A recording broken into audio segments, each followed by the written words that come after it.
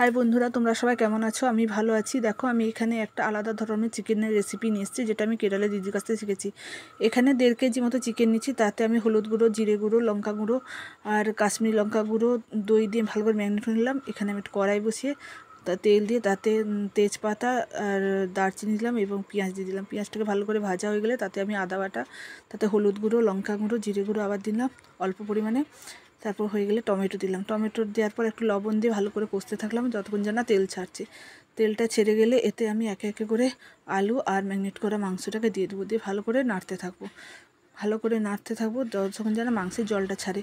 এই দেখো, মাংস এখানে জলটা ছেড়ে দিয়েছে। এবারে আমি এখানে একটু গরম জল আলাদাভাবে মিশিয়ে দিলাম। যতক্ষণ যে এই মাংসটা হচ্ছে, আমি এর স্পেশাল বানিয়ে এখানে কিছু কারি পাতা আর একটু ঘি নিয়ে গরম করে নিলাম। কারি পাতাটা ভালো করে লাল হয়ে যাবে ঘির সঙ্গে। যখন একদম ভাজা ভাজা হয়ে যাবে তখন সেইটা মাংসটার উপরে দিয়ে দিতে হবে। এটা পুরো মাংসের টেস্টটাকে পুরো পাল্টে দেয়। এটাকে তুমি ঢাকনা দিয়ে দিবে। এবার রেডি হয়ে গেল।